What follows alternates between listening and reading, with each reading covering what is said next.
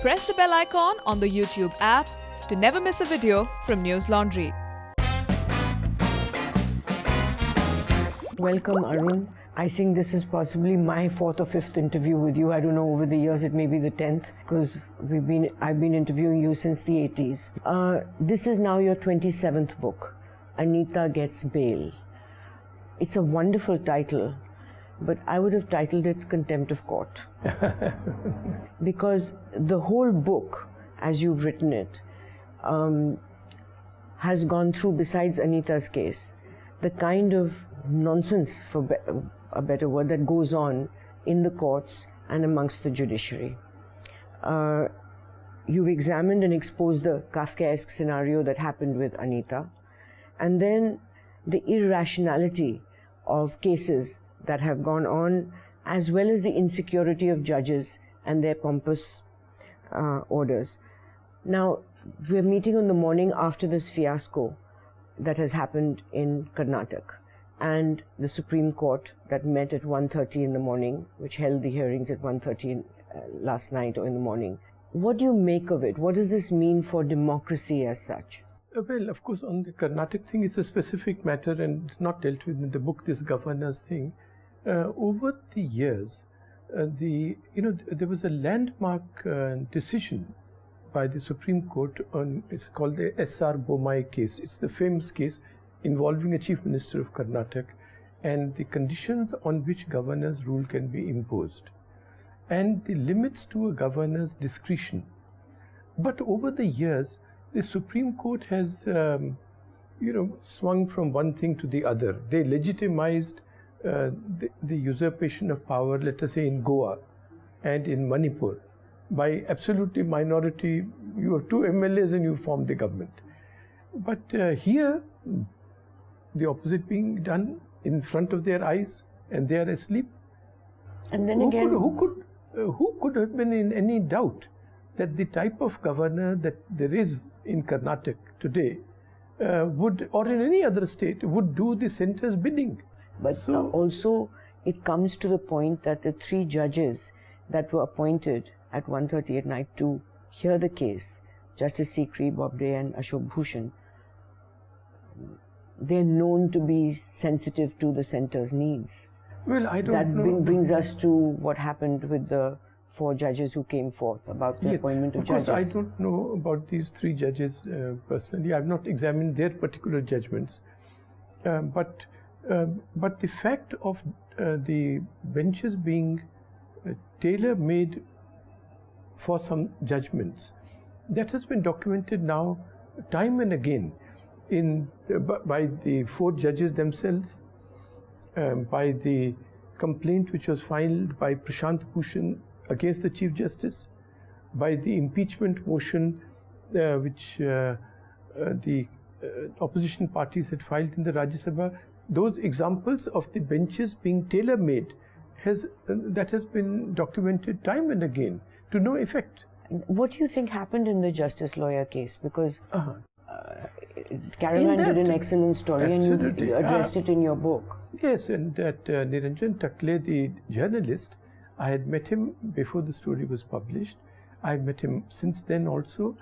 He is one of the persons we would all admire. He is a tenacious man, just going on with that single, with the series of investigations. Actually, he has done wonderful things which have not seen the light of day.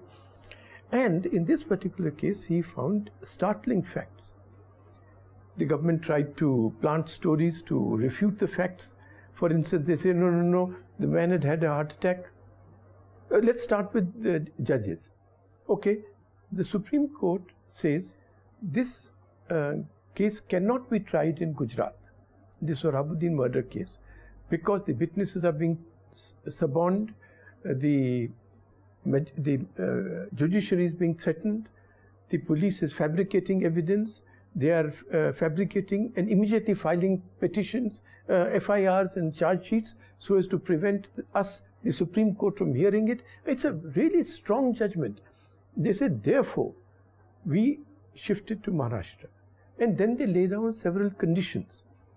The first being, it shall be heard on a day-to-day basis from beginning to end by one judge. So one judge is appointed. and he starts hearing. He says that this fellow Amit Shah must come to the court. He doesn't come, and he says, no, you must come on such and such date. Immediately he's transferred, and the Supreme Court does nothing. It's their own order being violated, but asleep, not asleep. No, they're active in transferring. Looking the other way. Then this Judge Loya is brought. So he is certainly pressurized that you please discharge Amit Shah immediately. And he says, look here, I have this, I think I made an error, that it was 10,000 pages of records. It seems that the record was 22,000 pages. He said, I have to read it, man. I can't just do it. And suddenly he goes on a wedding, to attend a wedding in Nagpur. There is no record of his having stayed in this Ravi Bhavan. These people say, no, often it happens that there is no record. 3 of them stayed. That's also odd, 3 of them in one room. In one room with only 2 beds, such intimate friends. Achha, then, and actually speaking, I was just now, day before yesterday, at a function in Bombay where this book was being discussed with Shekhar Gupta. And the previous police head of Bombay, Mr. Roy, I think, he got up during the question hour and he said, sir, I have administered the police for years. And I can tell you from personal experience that if 3 judges had been put in one room, we would be in for contempt of not, going by their dignity. And there were vacant rooms in the guest house at that time. Okay, he is there. There is CCTV all over. The CCTV record is not being made available. It may show that nobody was there. Nobody came into the place. Okay. In any case, they say that he had a heart attack at 4 in the morning and by 5:30 or 6 he was dead. They take him when he says, I have chest pain. He's fully clad in jeans and shirt. He's sleeping like that, is it? He is then taken to a nearby hospital, which is an orthopedic hospital, not a heart hospital. There, they say, see, he had this, here is the ECG, which shows that he had a big heart attack. And the dates and timing are all off. He is supposed to have died on the morning of the 1st of December, and this ECG, 30th of November. So then when that was pointed out, they said, oh, there was a technical glitch in the machine. Strange that it gave the wrong date. Okay, can you produce another ECG in which the same mistake occurred? They couldn't. And to culminate the whole thing, or to prove the point, in the evidence, in the documents which the Maharashtra government submitted to the Supreme Court, that ECG is missing. No ECG was submitted. Now, from here he is taken to another hospital. And there, several things happen. They say he is brought dead. But if you look at the bill has charges for neurosurgery. He is dead. What is neurosurgery doing? But it coincides with what the sister said, that he had a deep wound at the back of his head. Then the bill says diet consultation. Arey, he is dead. आप क्या कोई संजीवनी बूटी ला रहे हो? So what is this diet consultation? Then they say there is a post-mortem. No, there is an inquest. Now, under the law, the inquest cannot be held except in the presence of the executive magistrate. It is now on record that the executive magistrate was actually not informed till 14 months after the death. Okay, then they say there was a post-mortem. If you see the post-mortem, there the body is identified. Now, they say this X identified him. It turns out, how did this X come in? They say he's a relative. Actually, he's not a relative. The record says Y got to know of it. He informed Z.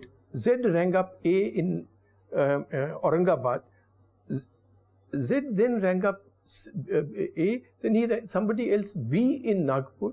B rang up this gentleman. And then this gentleman arrives. And the police record, you see, the Supreme Court always says, no, but 4 judicial officers were there. Actually, in the police record, they are not present at all. And the court says, Supreme Court says, no, you are doubting the judiciary. There are judicial officers who have said this, that, and the other. But actually, if you really want to go by what the judicial officers say, one of them said that the ECG machine in that first hospital was not working at all. Supreme Court, silent.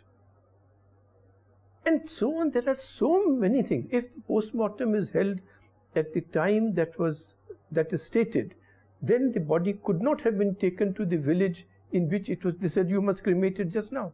But Arun, so, having exposed all this, nothing has come of it. Nothing come of it, because you see, if the salt of the earth has lost its saltness, from where would things be salted? Because this journalist takes a personal risk, as you know. Yes, it's a personal risk doing a story like this. Absolutely. He resigned in order to publish it. Yes. And then had it published. But Madhu, more things happen. You see, the Bombay Advocate, after the story is published by Caravan, the Bombay Advocates Association immediately files a petition in the High Court saying that, sir, there should be an independent inquiry into the circumstances of the death of lawyer. Suddenly, 2 unknown petitioners turn up in the Supreme Court, and suddenly the Supreme Court said, no, you won't, we will hear it. Nobody else will hear the case. Now, in this case, I'll tell you, one of the petitioners said he's a Bombay journalist. He's no journalist. In fact, it so happened that it didn't take me long to find out who he is. I rang up the Indian Express editor in Bombay, and he just made inquiries in the office. This gentleman seemed to have been working in Lok Satta some years ago, and was, for certain circumstances, he couldn't continue to work there.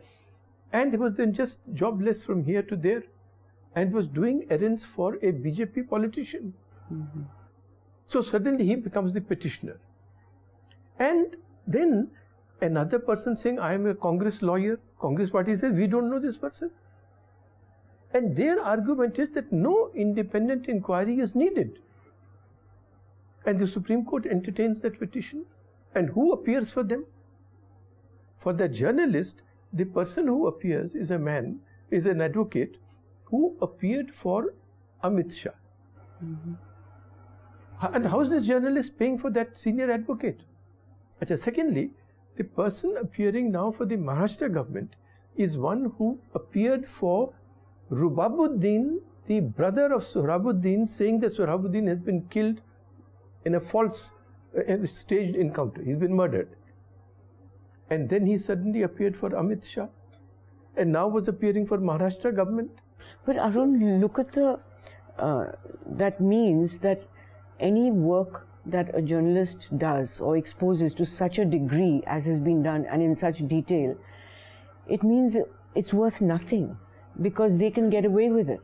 Well, that's the circumstance today. I feel, though I have a slightly different point of view, you see, as journalists, we must look to Gandhiji's example. If I may give a very big example, Gandhiji would always put his demand at a minimum.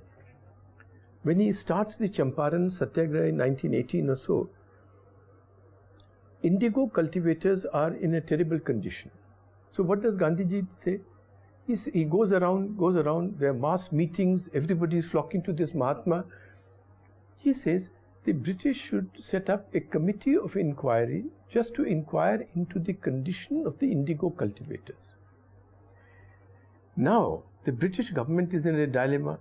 If they set up the committee, they are giving in to this half-naked fakir. If they don't set up, Gandhiji's point is proved that this government, the British Raj, which will not care even to examine your condition, and you are looking upon them as your Mai-Bap. So also in the case of the journalist, if the story leads to consequences, well, you have done something for improvement of the system. If it does not lead to any consequences, as in this case, you have shown people what you can show, and that is, this is how high the flood has reached. Even when such facts are on record, nothing happens. I mean, the Supreme Court's conduct. You go today to the Supreme Court with a petition. They'll say, have you been to the High Court?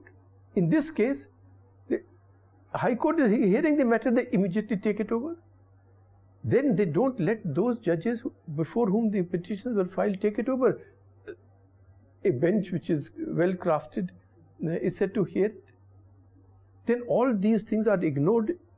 The bench acts as a trial court but frees itself from all provisions that are necessary for trial, as on that inquest business. Yeah. They don't care.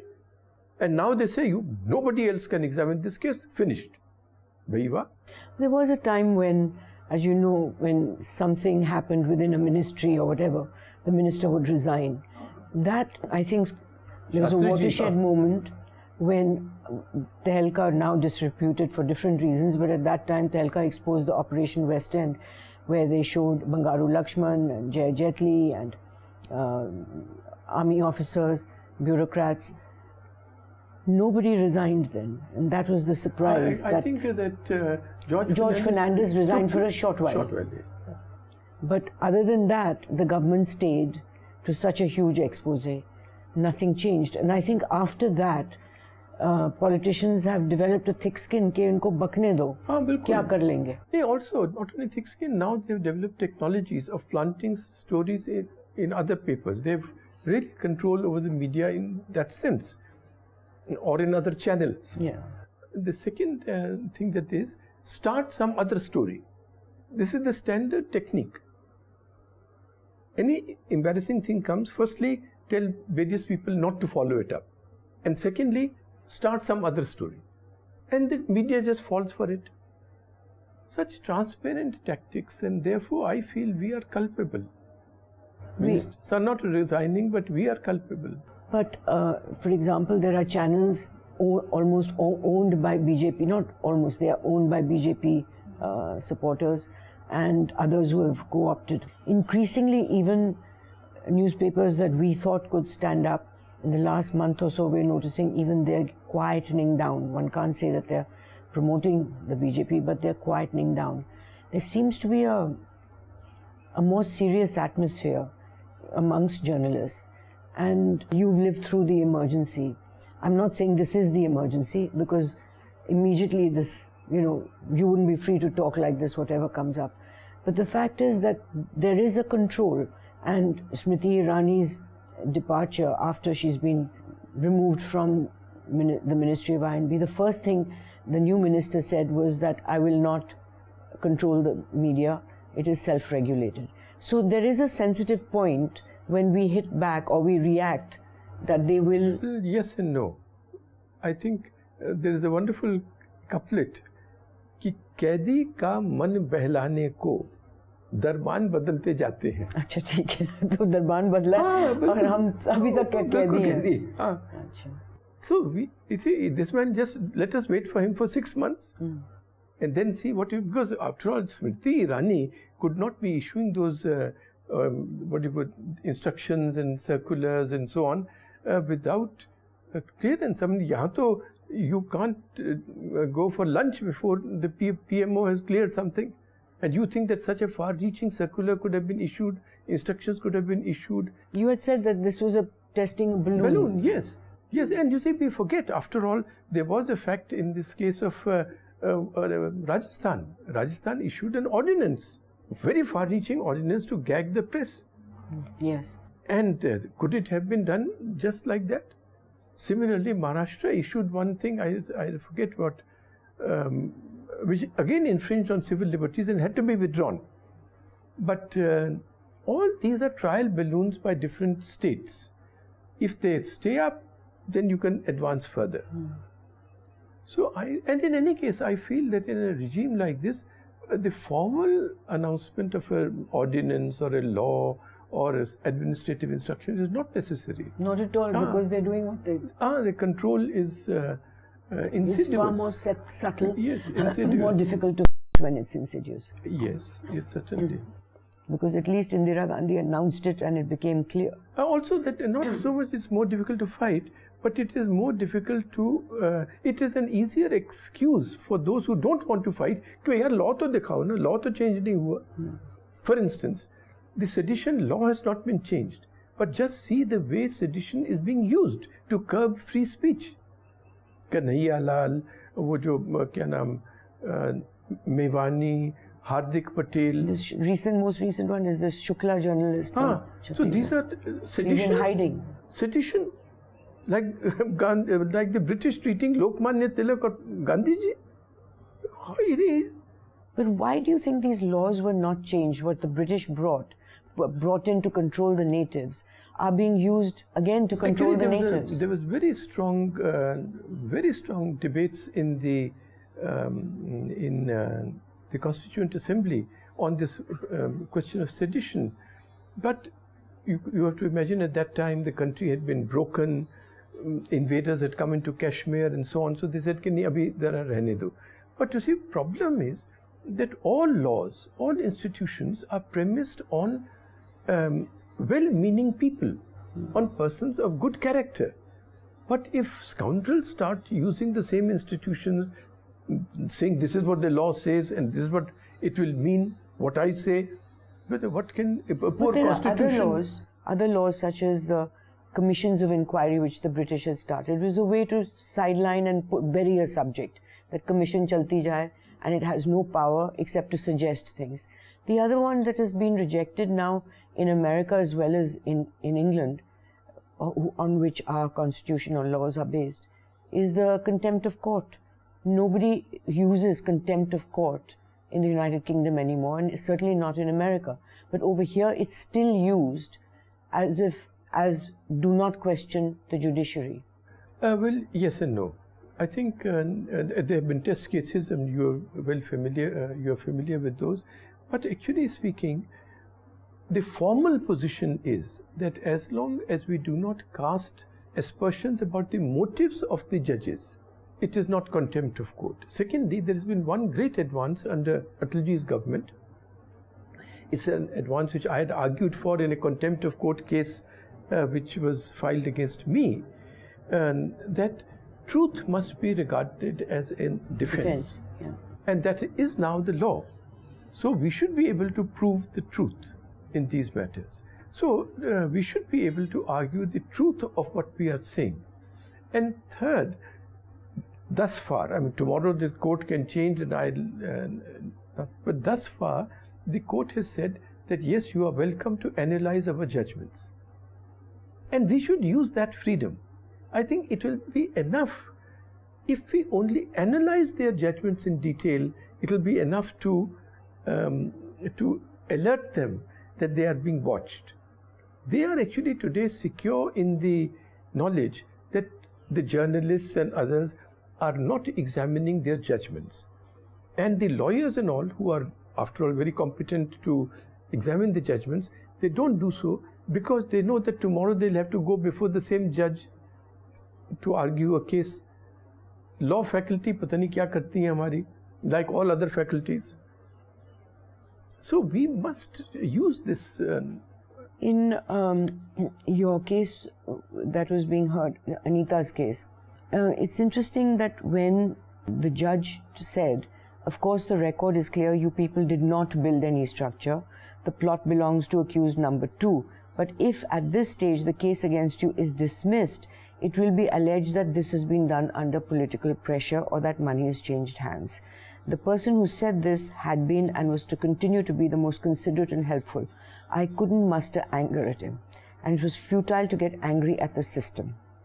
Now, I've been careful to make sure that I don't say the judge said it. That would be...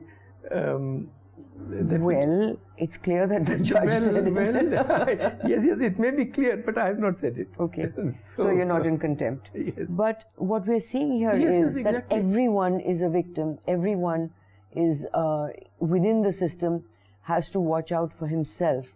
And sometimes even though they know something is wrong, I remember in that Shankar Sharma and Davina case, when it was the Tehelka investors, when it was being heard, and most unreasonably, the judge refused bail to Shankar Sharma. And then clearly realizing that it was unfair, he said under his breath, "Mere bhi ghar mein biwi bache hain." Wow.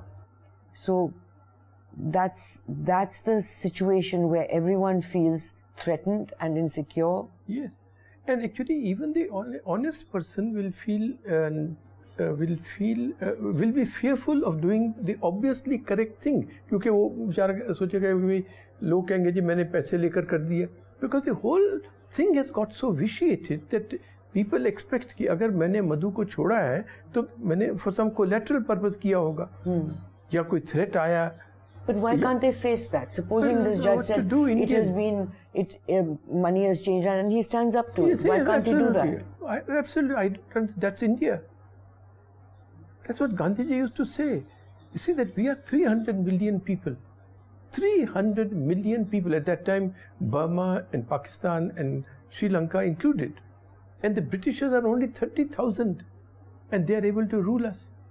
Because of these sort of built-in fears, I can't understand why people just don't say, yes, this is the correct thing, I'll do it. There are judges who do it. Yes, there are judges. I've shown that the judge who presided over the trial of Jayalalitha. I was just coming to that. Yeah. And he's now the judge in the Karnataka High Court. There are judges like him. There's a CBI judge in the case of Nirmal Yadav, the Chandigarh, जहाँ 15 लाख गलत घर चले गए. No, but in both cases that you bring up, Jayalalitha's case as well as Nirmal Yadav's case, it was dependent on who was in power at that time. Well, no, the Dekuna was no. The power kept changing. Jayalalitha came back to power, but this judge at the trial court, he just didn't fall for any of the tricks or blandishments or pressures of the lawyers before him. But then there were judges. Similarly, just one second, in that Nirmal Yadav case, the CBI judge in Chandigarh, the CBI filed a closure report कि साहब इसमें कुछ नहीं है. He refused to accept the closure report. Milind Banerjee. He said no, you have to investigate further. And what about this and what about that? No, not Milind Banerjee. Milind Banerjee was the one who. Milind Banerjee and that Vahan Vati, both they tried to cover up. They were attorneys general of India, and they tried to cover up the entire case, saying कि कुछ नहीं है. But they did, didn't they? She was transferred, then she retired happily. No action was taken against her. There's a case going on. But the fact of the matter is, that's a good point about the transfer. That is illustrated both by Justice Karnan's case, who was not balanced from the very beginning, and from this Justice Nirmal Yadav's case. When Justice Karnan became a real problem in the Madras High Court, what is the solution they found? They transferred him to the Calcutta High Court. Similarly, in Justice Nirmal Yadav's case, when a charge sheet had been filed, when the case was investigated and all this business, what is the solution they found? They transferred her to the Uttarakhand High Court. उन बेचारों ने क्या किया कि you should have such a judge before them. But in Jayalalitha's case, it was clear that she had income which was beyond assets beyond undisclosed assets. She didn't have anything to prove that she had an income to justify all her assets, and yet it went on for years and years and years. And you've 20 given years. 20 years, and you've given pages and pages on all the tricks, methods they used to postpone, to adjourn, to fix, and all that. So, you can say that the judicial system, this doesn't work. Well, both things it shows. You see, for instance, in the case of delays, why do you allow those adjournments? That is one point. Second is that among the persons who held up the case was none other than the Supreme Court itself. On one small matter, I've written that matter of what the appeal was for, and the Supreme Court delayed its judgment on that particular point for 5 years, and therefore the case could not proceed in Karnataka.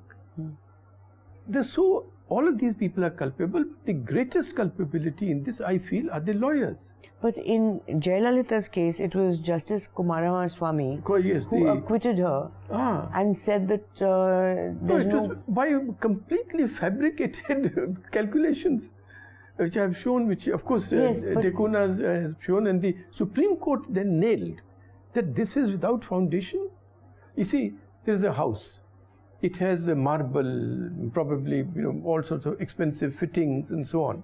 So now you have to calculate the cost of this asset, the value of this asset, and where she could have got the money to build it. So how does he calculate the cost of construction per square foot? He says, I will look at the sentry box outside and see that cost is used. There are 20 such devices that this man uses to understate the value of her assets, and then to increase the resources which she had. He calculates loans which you just cannot calculate. Of course, how she keeps getting these loans from the Union Bank of India and or whatever the other banks which I've listed there, that's itself shows you why the public sector banks are in the condition in which they are. But other than that, the point was that he just inflated the loans, inflated the income so that you could show this, and then diminished the value of the assets by patently indefensible means. Well, you've given 4 pages of methods used on how to extend the case, one way or the other. 4 pages of phrases, actually. And so you edited yourself to a shorter thing of what it really, you could write a whole book on how it was adjourned. Mr. B.V. Acharya, the person who was the Advocate General for 5 times, and who is the hero of this case, because he did not let go of the case. He says in his memoir, the memoir is called All from Memory, he writes that after the Jayalalitha case, he learned so many tricks that the lawyers could employ that he felt he can write a book called The Law of Adjournments, how to do it. But then I don't want to help the culprits, he says. I mean, Nirmal Yadav's case, it shows, I think, it completely exposes how they will protect their own, no matter what. It was a clear-cut case. And if you, as you've written Milan Banerjee's judgments, it's pure fiction. It's his opinion. And then by Vahanvati, I mean, both so-called Attorneys General of India. And they've justified, they've said that there's no evidence in this technicality, and it does not involve this and does not involve that. Which goes back to your point that they don't feel watched. They feel that they can get away with anything because these are falsehoods. Yes, and actually speaking, these opinions of these 2 Attorneys General would not have come into the public light but for that CBI judge, who in his judgment put all these outside in the public domain. Neither these would remain in files. So what we're seeing with all this terrible stuff going on in India, there's always one thorn to prick their bubble. Yes, I hope there are more thorns. I mean, but there's always someone who comes up and exposes it, in some sense. So I'm just trying to give our young readers some hope. But the problem is, Madhu, that hope is not policy, as Schultz once said. Then secondly, yes, some bubbles are pricked by these individual thorns, but we don't know how many are not pricked, because we don't know how many things are happening. After all, if you look at these terrorism cases and how the evidence has not been brought to the judge says, even in this 2G case, Judge Saini said, I sit here from 10 in the morning till 5 in the evening, and the prosecution is not bringing the evidence. Similarly, in the 2G case, the government has changed, and therefore, in the terrorism cases, government changes, and the investigation agencies change their view. And the judges also change their view. Judges change the view. Judges refuse to notice. And actually, judges are also culpable in this sense. For instance, in the Jayalalitha case, 76 witnesses have been examined, and suddenly she comes back to power. 67 of them go back on their word, given under oath. In terrorism cases, this is happening all the time. In Sohrabuddin's case, Shekhar Gupta reminded me that 52 witnesses have already resigned, and in not one case has the power which the code gives to a judge to haul up a person for perjury been used. In England, in America, you say that our system is modeled after them. Actually, you just can't perjure. It's very serious. Very serious. Which is what President Trump and his team are facing right now. The president, if he goes and says something, he'll be hauled up for that separate crime. So the other thing that you wrote about was this: the National Police Commission was formed 40 or now 45 years ago, and DG Prakash Singh has chased that story and filed petition after petition. But the Supreme Court gave its verdict that in 2006 it should be implemented. It hasn't been implemented, and finally Prakash Singh filed a petition for contempt for not being implemented. But why is there this inaction? Why does it not suit the states or to implement what is good for the police and for citizens? Well, because they are not, they are the state. They want the police to be a private army available to them when they are in office. Without accountability. Without accountability. And so the lesson from that is that we should not be surprised at what the politician is making of the police force and of the investigative agencies, but what the courts are condoning. In that Prakash Singh's case, he's pursuing it for 25 years. He keeps coming back to the court. He's an honorable officer. Nobody doubts his facts. And the court does nothing. So court is complicit in helping the politician convert the police into a private guard. But how does this benefit the judiciary? It weakens them. No, because they are, we think of judiciary and politicians, but this old phrase of the interlocking webs of mutual complicity, they are not different.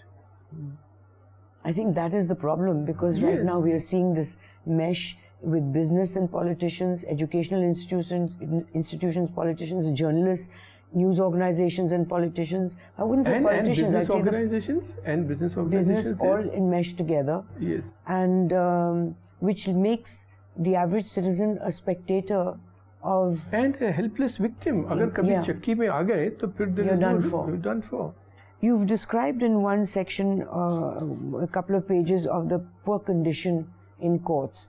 And they're actually abysmal. One of my daughters is a lawyer. And I was really concerned because she was working till the last day before she delivered a baby. And I was concerned that, the hygiene over there, the toilets, the lack of water, basic amenities are completely missing. Now this is their own. Why don't they clean up their own act? Very interesting.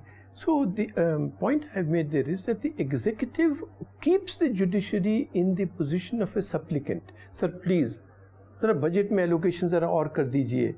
And there are judgments and judgments. I've given the case of Maharashtra, in which they say that if the fire systems are not working, a record room nahi hai, ye hai, wo hai, and they keep giving these judgments, and the executive does nothing at all, because the executive wants to keep them in the position of a beggar. But you only become a beggar if you decide yourself to become a beggar. Exactly. So that you could, when you want to use the power of contempt, that's when you should have used it. When the fellows did not implement your instructions in regard to, let us say, infrastructure for your own work. And again, the Supreme Court has said there that the center cannot say, or the state government cannot say that, oh, we don't have the finances for it.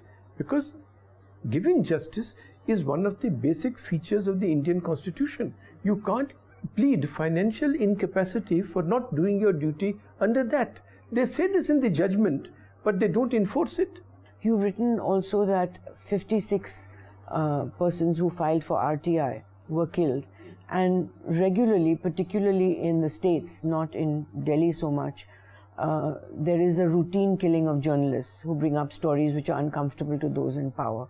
Now that by itself is detriment to it's very frightening because when you become a journalist, you don't really sign up like in the army that I'm going to risk my life. You sign up to write stories or to bring the truth to people. Not with this idea that I'm going to bring truth to people and each time I do that, I risk my life. The same with RTI petitioners.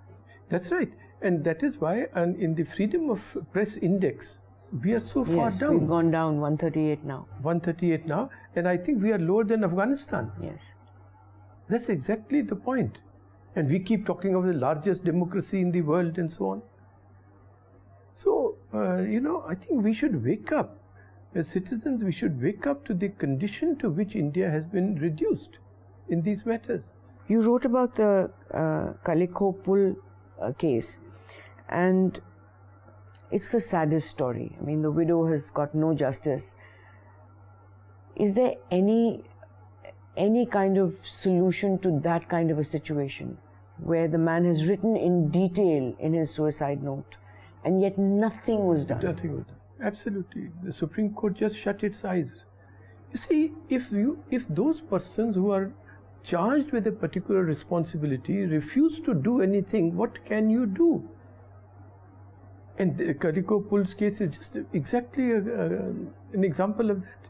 And then when they start fixing these benches business, then the next case, which is that medical college case, you see, the proposition is very simple, that the CBI has the recordings of conversations talking of bribe being given to X or Y, and thereby orders being obtained.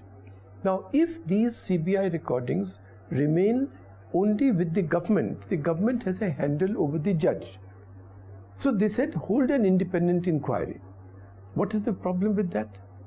But you fix a bench, and then nothing happens to that particular case, and in fact you penalize the person who has brought you that information. Yes. So what to do?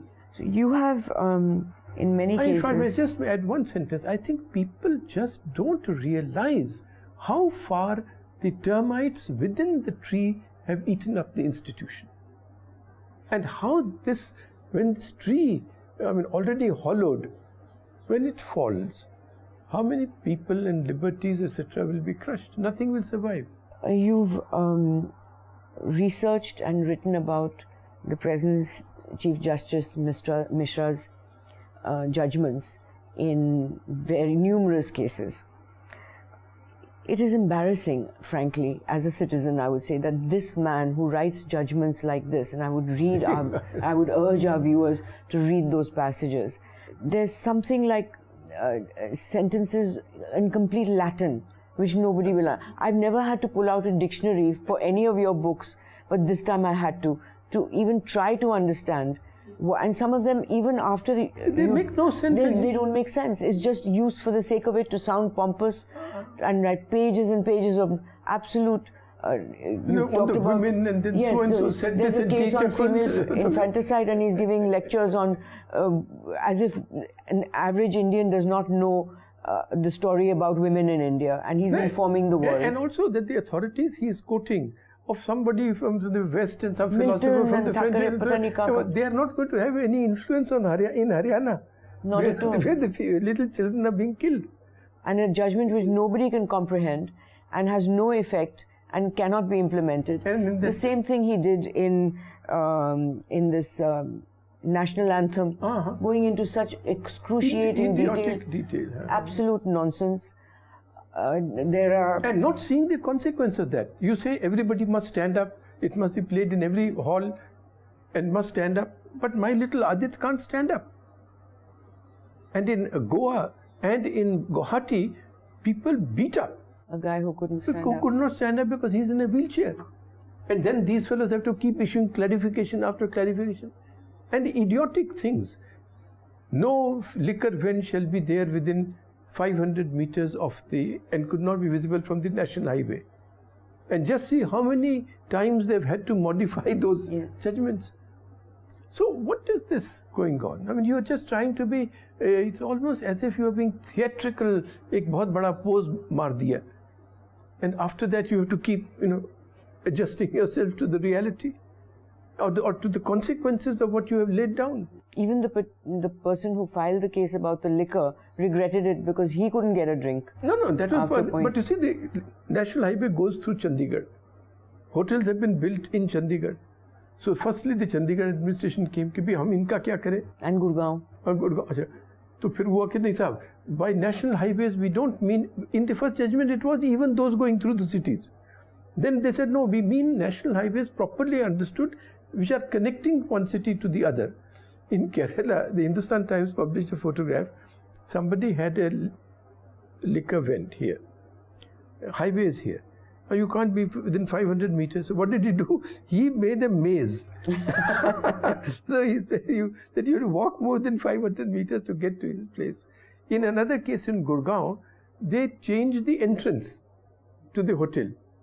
So no problem. I mean, you are...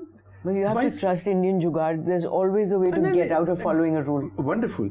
And therefore, the courts which give these highfalutin judgments, when they don't take into account how people will get around them, they are holding themselves up to ridicule. Yes. अरे यार देखो इन्होंने क्या किया और देखो जी हमने क्या कर दिया.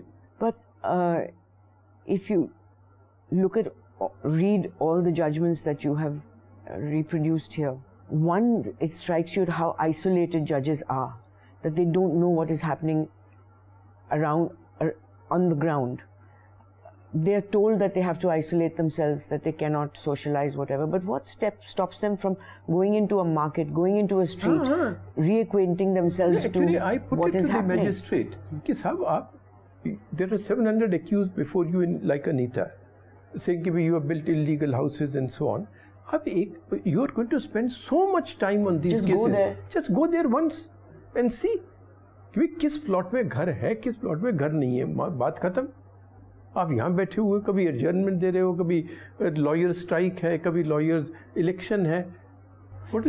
In many private conversations that I've had with a few judges, it really struck me of how they don't know what is happening at all for an average person when they give these judgments. Also, one of the things that is a major problem now in the courts, they have no understanding of technology. And that's become a big issue, because when somebody says that this recording has been doctored, they don't understand that when a recording is doctored, it's very visibly doctored. There's even a lay person can understand that this has been doctored. And but they will, their great big thing is send it to the forensic lab. Yes. But the forensic lab is being managed by the politician or by some interested party. And what to do? You're asking me what to do. You've given a list at the end of your book on what we can do. But that's the question that I wanted to ask you. For most people, not most, for everyone in India, life every day is a struggle. Even if you're a wealthy businessman, if you're the poorest of the poor, it's a struggle. Where is the time to be an activist? It is so hard. If you're not standing in line to get one thing or the other done, or school admission done, or somebody is harassing you in the tax department for whatever reason, something is always happening around your life which doesn't give you time to focus on what you're talking about. Because as I see, having lived in America, a lot of people have the time to get involved in civic action because their basics are taken care of. They're not fighting to correct my bill. What have you given me that, it's 3 times the amount of what I used? All that kind of thing, it gives you the time to be a good citizen. What does one do over here when every citizen is involved in just pure survival? That's right. But you see, these are our circumstances, and we have to find time in spite of our circumstances. Otherwise, you can be sure that nothing will get done, because these fellows who are the ruling class and the ruling groups, they are quite comfortable with the way things are. उनके लिए कोई मुश्किल नहीं है. आधार card किसी की आपको cremation करवानी है, I have to struggle to find his Aadhaar card. But they don't have to find any problem. You want a kidney transplant, tomorrow it will be done. You want heart surgery, tomorrow it will be done. The whole state works for them. That's why I've always said that in India, the only truly private sector is the public sector.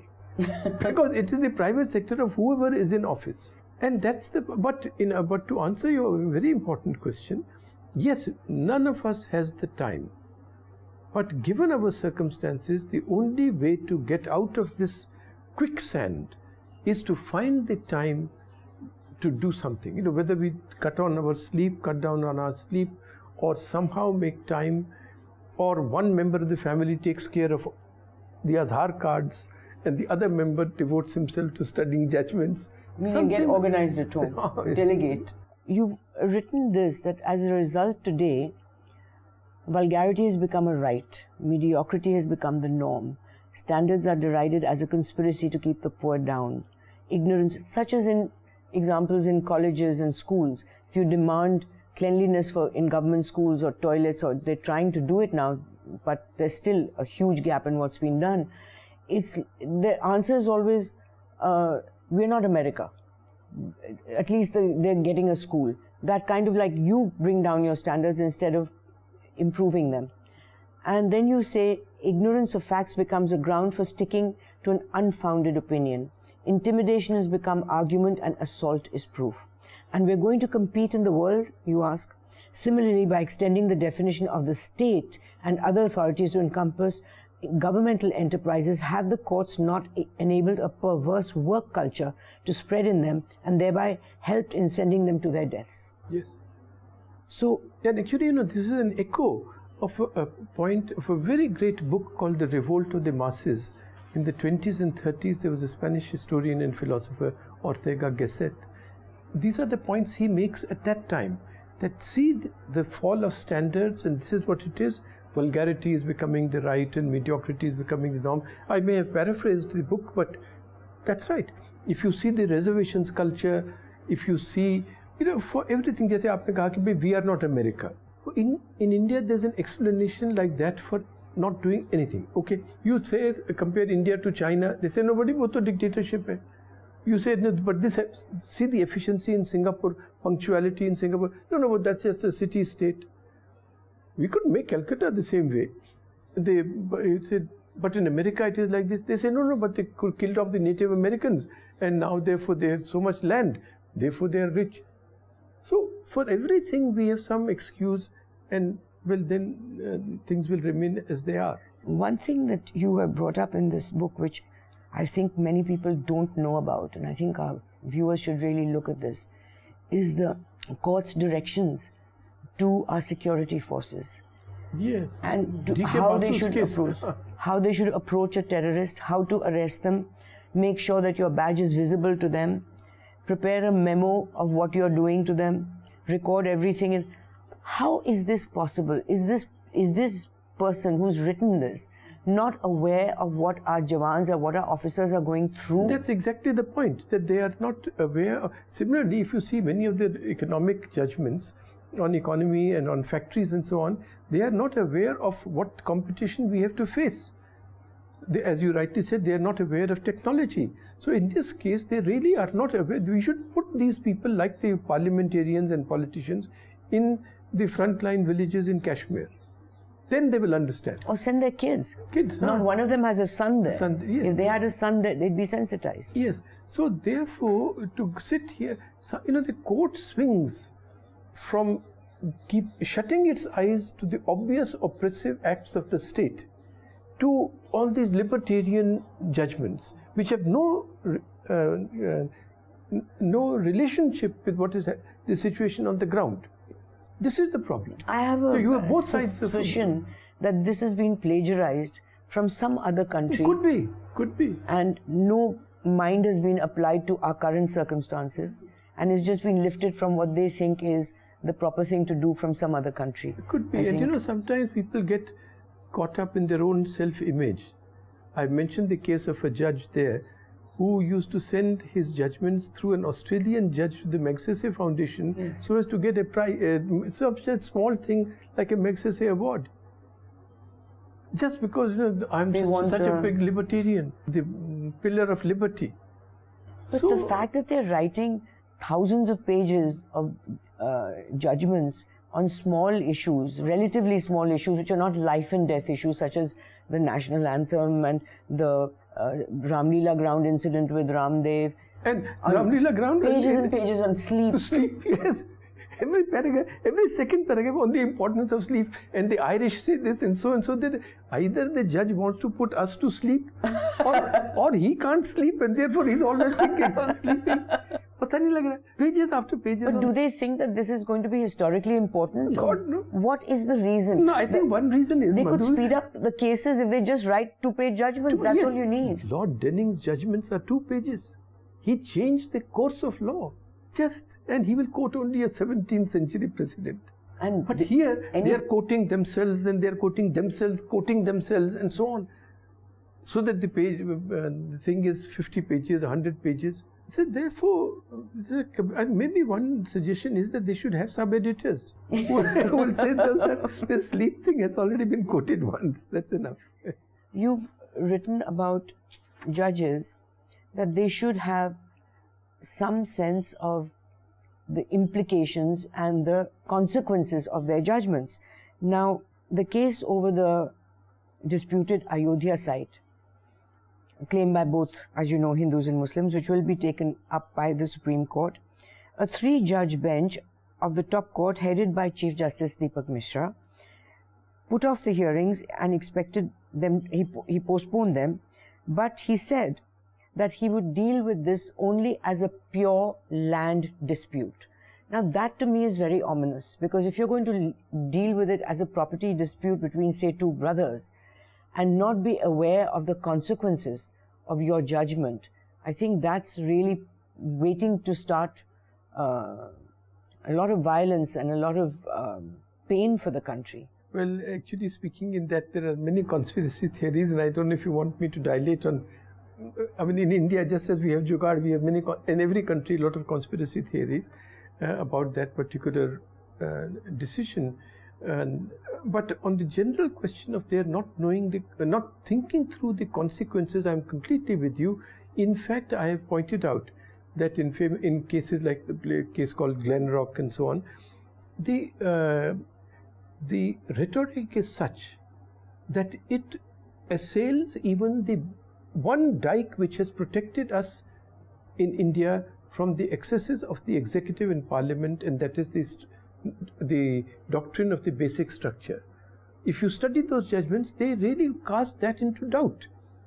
But in the case of Ayodhya, there are all sorts of theories about why and what may be done. You know, one theory is maybe before the elections, the judgment favorable to the Ram Mandir construction will be given, and that will become the great election plank. The other is that as the claimant for the land is the Shia Waqf Board. Okay, so you will say that the Shia Waqf Board has a title to the land, and a deal would have been made with the Shia Waqf Board that they will say, okay, you can construct the temple here, we will get the land elsewhere for a mosque. A third theory is, if you want to be even more diabolical, that no, the judgment will hold that the mosque was completely structured, it should never have been destroyed, and therefore it should remain like this, and that will become the great way of stoking Hindu sentiment कि देखो हमारे देश में हिंदुओं का इतना अपमान है कि we count for nothing. Supreme Court is saying this. So many conspiracy theories. That is, all of it are quite frightening. But the fact that such conspiracy theories should be so prevalent shows our lack of faith in the judiciary and in things being done on facts. It really is it's like that they're like any other politicians. But Arun, either part of this conspiracy or part of that conspiracy. Given the situation as it is in the judiciary, the educational institutions, all the pillars, the executive, journalism, what do you think, if Gandhi was a young man today, what do you think he would do? You know, he would, actually I have given what I think is the sovereign remedy, and it is the Gandhian remedy. And that is that each of us, in spite of being busy with our own lives, takes up one judge, takes up one issue, and either the judgments of that judge or the judgments on that issue, he keeps reading again and again, analyzing them in detail and putting them, let's say, on the internet, or now there are very good websites, Bar and Bench, Live Law, which specialize in judgments, and sending it to that particular judge or that cohort of judges. That is the remedy, that they should know that we are watching them. That would be the Gandhian remedy. There's a wonderful couplet of Pakistani poet called Ahmad Faraz.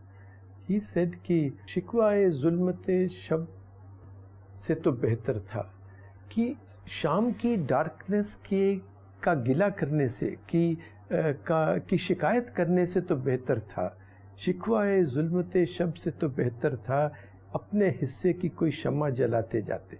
अपने हिस्से की क्षमा. कोई क्षमा जलाते जाते. Just if you had burnt one candle which was within your capacity.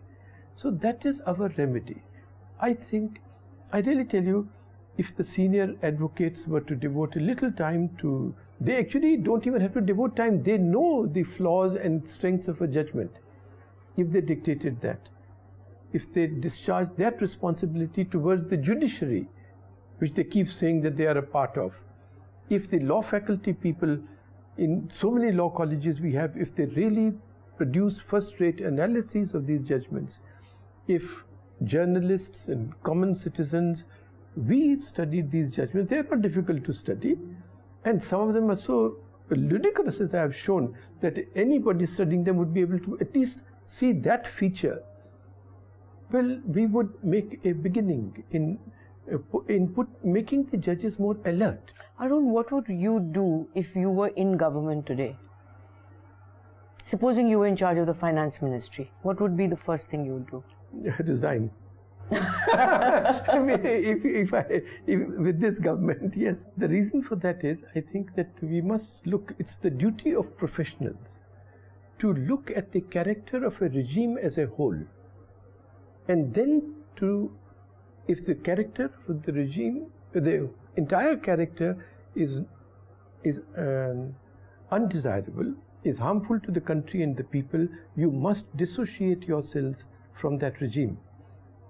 Our job is not to be Albert Speers, that if we are asked to make the great Berlin Cathedral, we'll make that as the great Parliament building, and if we are asked to make very good gas chambers, efficient gas chambers, we will do that. No, that's not our job. And that is one of the lessons of this book. I pointed in this particular case to the lawyers, for instance. You see, every profession, Madhu, has devised self-serving rationalizations. Among journalists, we are just neutral, we have to present the facts. So, sir, what is your view? Sir, what is your view? Balanced journalism, story over. Civil servants, our job is, sir, they are the elected representatives, my job is to execute what they say. So, I am just a very civil servant. Rather than the servant of civil society. For us, for the lawyers, I have to defend anybody who comes to me. So the greatest crooks get the best lawyers. So our job as professionals is not to be Albert Speers. Hitler asks us, make the biggest dome and most beautiful boulevard in Berlin. It must last 1,000 years, and we do that. And then he says, no, I want efficient carriages to carry Jews to the concentration camps, and then I want a wonderful gas chamber there where the maximum number can be executed in one day with minimum expenditure of gas, and we do that. We must look at the character of the regime as a whole, and when that character is injurious, as I feel for instance today, then you must dissociate yourself from that regime. And that's the task which the persons today just don't discharge. Their duty they don't discharge. So then, Arun, then I think the government was clever enough to understand to not include you in their government, because they possibly could foresee that this would happen. Well, then they've been very kind to me, but I think now that 4 years people are continuing to say कि साहब ये कहता है इसलिए क्योंकि इसको government में नहीं लिया गया. They are attaching so much importance to a ministry. That is said all the time, that he is only saying this because he wasn't included. What is this nonsense? I mean, they seem to attach, and actually speaking, I see some reason for hope in that. Because, you know, the abuse of Modi Bhakts has become repetitive. That shows they can't think of anything for 4 years. They're just recycling the same message. And I would feel, actually speaking, that the whole abusive the operation of abuse is being run by a very few persons who then have software which changes the message and multiplies it 20,000 times, because it is so repetitive. For 4 years, you don't believe that these are real humans? I absolutely. think they are robotic humans who are not thinking. Could be. Maybe that's a better description. But the position is that they are really not thinking, because for 4 years they have not been able to find a single fact which I have stated that is wrong. They have not been able to find a single new argument. But he's just saying this because he wasn't included. और गालिब भी कभी इन्होंने नहीं पढ़ा. उसकी इतनी है, गजल है इस चीज पर. How do you relate Ghalib to the Bhakts? No, he says कि बाज़ीचा अतफाल है दुनिया मेरे आगे. The whole world is nothing but a plaything before me. होता है शबो रोज, रोज सुबह और शाम तमाशा मेरे आगे. That you are attaching so much importance. He says कि खेल है और रंगे सुलेमा मेरे नज़दीक. The flying throne of Solomon is but a play toy in front of me. एक बात है, just words. एजाज़ मसीहा मेरे आगे. The miracles of Jesus are just a story before me. And these fools are thinking that a ministry is so important. And those are the ideals that have been held up. These very idiots will be talking of Vedant. This soul and Brahma being one. And at the same time, they are all the time looking for someone abusing on the ground that the ministry was so important. If the cosmos and the soul is one, and you should be worried about a ministry? They are idiots. Absolute idiots. But that is the point, that this vulgarity has become the norm. Abuse has become discourse. And this mediocrity is now the sort of standard. My father used to say, एक बारी शर्म उतर जाए, तो फिर कुछ भी कर सकता है आदमी. So I think this is what has happened in this last decade, I would say. that हमारी शर्म उतर गई है. इज्जत से बात करना बहुत मुश्किल लगता है. That is one point, and the standard is being set by the leaders. If the Prime Minister of India can speak the way he does, well then why not these bhagats? They will speak 20 times more, and he will patronize them by, you see, you look at their following them. Following, blessed to be followed by. So it is not inadvertent, and then those very fellows are given posts in government and the party. So it is ये जो मुंह खोलना लोगों का और बेशर्म करना, it is, the example is set very high up. I'm going to end with reading a passage from one of our esteemed judges, and you guys are permitted to laugh. Achha? So this is in the middle of it, and this is all one sentence. The effect of the landlord personally directing, accepting or turning of rent qua the demised premises from the tenant in detraction of the statutory mode does hold the consequence of the landlord waiving his rights to seek eviction of the tenant, right whereof stood bestowed upon him under executable decree pronounced in rent petition number 1-2 of 96, inference whereof when stands construed in coagulation with the landlord subsequent of the pronouncement recorded by the rent controller in rent petition number 1-2 of 1996, his in the year of 2003 instituting another petition, and it goes on and on and on. Funnily enough, this was sent to the Supreme Court, which they wrote after reading it. After hearing learned counsel, it is not possible to comprehend the contents of the impugned order passed by the High Court. If they can't understand it, why is it written that way? Well, and he goes on writing. This is I actually studied a small item in the Wire had led me to study the judgments of this judge in the Himachal Pradesh High Court, and I studied about 10, 12. I mean, I wasted my time. They're all like this.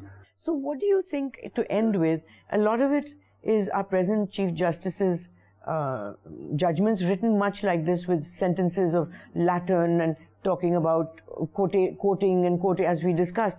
What can we do to improve the quality of judges instead of just people coming by turn as if it's a relay race? Yes, I think that requires an extensive examination, because maybe, firstly, I'm against giving the baton back to the politicians, as they tried to do in this National Judicial Commission. The court was completely right in saying this is an assault on the autonomy of the judiciary, and we will not countenance that. But the judges themselves have to introspect and find some ways by which they can spot better quality judges. It is the Inderescence law of second-rate persons selecting third-rate persons and doing it for 30 years, and you get to this lot. And now that the judiciary has shown itself how compromised it is. Just see this Justice Joseph's case from the Uttarakhand High Court. Now for the third time yesterday, the collegium is frozen and they can't stand up to the executive. It just shows how very far gone the independence of the judiciary is. And it also shows... a very serious situation on all fronts. On all fronts. And it also shows what one good man can do and what one man who's either weak or compromised or willing to go along with the executive can do. Justice A.N. Ray during the emergency. So also, so I think, but you see, the lesson, Madhu, is that the judges alone cannot protect freedom if the citizens are going to sleep. And the citizens alone cannot protect freedom if the judges are going to do the bidding of the political executive. So everybody has to do his bit. Actually, that's what happened in the emergency, which people don't realize. When they look back, they just see the heroes who went to jail. We forget the fact that 99% of the country did nothing. They were asleep. You hear little news, usko jail mein dalo, but nobody did anything. They didn't come out on the streets. Nobody did anything. Everyone was again अपनी कुर्सी safe रहो घर में. इसमें भी Pakistani poet इब्न इंशा का बहुत अच्छी लाइन है कि हमारा कल्चर ये है कि हक अच्छा, truth is good, righteousness is good, हक अच्छा, इसके लिए कोई और मरे तो और अच्छा. So that is our culture. Oh, that's terrible. We are always waiting for यार तुम कुछ करो ना. भाई. So we'll end on that note to tell our viewers that please get this book, Anita Gets Bail, और कुछ करो. ये पढ़ के कुछ करो. Please be inspired. Thank you, Arun.